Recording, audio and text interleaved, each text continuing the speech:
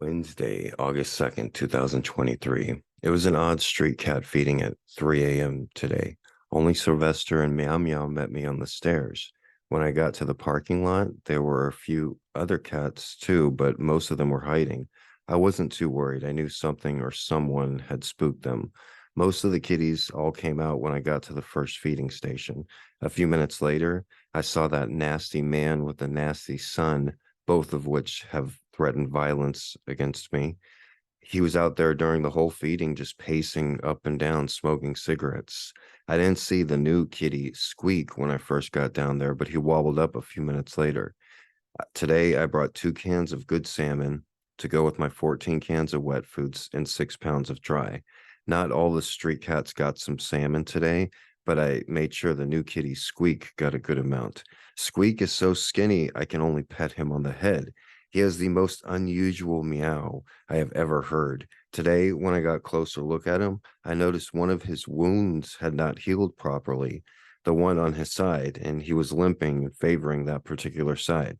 When Squeak first showed up a month or so ago, he was covered in cuts, and I assumed just from fighting.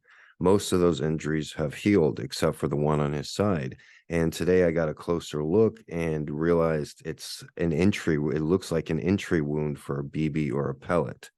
While I was analyzing this kitty, I also noticed his large deformed paws.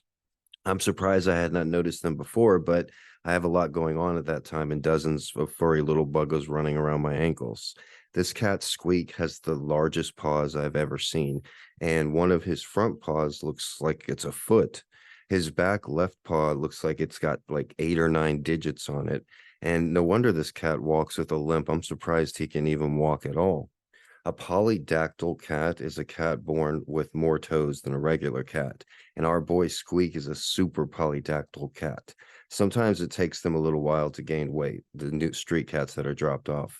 I've seen it dozens of times. A cat shows up to my colony skinny as a twig, but after a while of my daily feedings, they start to put on weight. The skinny kittens and youngsters can pack on pounds quick, but the older drop offs, like Squeak, take a little longer to gain some weight.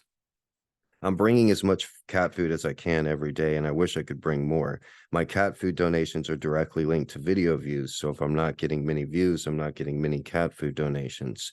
I don't know what I would do if it wasn't for the help of people in my community like Melissa and Marco in Spain. I have 2 arms, 2 legs, and a very caring heart, but those things don't pay the bills, not necessarily. And these street cats need food in their bellies every day. I get on one knee and I pray with these guys, and I thank God and I'm grateful that I've been able to take care of them so long, and I want to keep it up. Um, that that's what keeps me up at night. That and goofy howling. My name is Gregory Brandt, aka Mr. G. Thank you for listening.